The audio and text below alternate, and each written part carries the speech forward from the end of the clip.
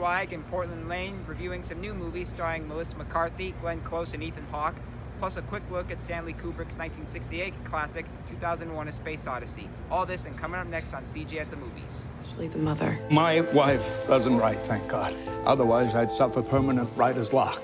Our first movie is The Wife, a riveting drama starring Glenn Close as the wife of Jonathan Pryce, who is set to receive the Nobel Prize in Literature in Stockholm. His writing has captivated fans for years, but a flashback to their youth reveals a mystery behind all this, and it leaves the wife in anguish.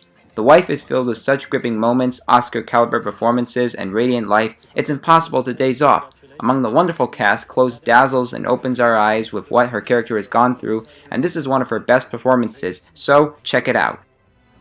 And our next movie is the IMAX re-release of Stanley Kubrick's 1968 sci-fi classic 2001: A Space Odyssey, which is not only celebrating its 50th anniversary, but was also a visionary wonder, complete with apes, people, and computers, set in stories with such dazzling special effects, and every scene has no generic cliches like the ones we see today. For example, my favorite story in the movie involves the HAL 9000 computer, who finds out the two astronauts plan to disconnect him. I know that you and Frank were planning to disconnect me. Where the hell did you get that idea, Hal? Dave, although you took very thorough precautions in the pod against my hearing you, I could see your lips move. You don't know how lucky you are to get a sci-fi movie so intelligent and wondrous. This is one of Stanley Kubrick's best movies, and you should totally see it again in IMAX or experience it for the first time. And our next movie is the Happytime Murders, a mean-spirited, ugly, lazy, and cheesy comedy that assumes cursing, smoking, horny, and drug addict puppets are enough to save the show. Well, it doesn't. Melissa McCarthy plays a human cop who teams up with a former puppet partner to crack a murder case, and they spend most of the movie cursing at each other.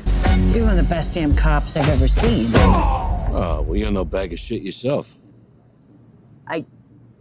I'm not sure if I'm supposed to say thank you to that. Director Brian Henson, the son of the late great Jim Henson, can make fun Muppet movies, but here he chose to make this an R-rated comedy with sex, candy for drugs, and F-bombs as comedy gold. I thought Tag and The Spy Who Dumped Me were terrible R-rated comedies, and they are, but the Happytime Murders is poison for the mind. And finally, our last movie is Juliet Naked, a nothing special rom-com starring Rose Byrne as an Englishwoman whose boyfriend, played by Chris O'Dowd, is obsessed with an indie musician played by Ethan Hawke. Before and after the breakup, Byrne gets an email from Hawke in regards to one of his songs, which they both agree is miserable, and when he comes to England to visit his daughter, they hit it off. That's me and my high school chess club. I can explain this. I'm not trying to trap you or cut your head off or whatever. A part of me liked Juliet Naked for its terrific cast and some decent humor, but the movie could have had a certain Notting Hill quality. There are elements regarding Hawke's dramatic past that aren't really delivered, at least I think so, and the movie doesn't have anywhere to go. It has its heart in the right place, but as I walked out at the end, I realized I've seen better rom-coms than this, so forget about it.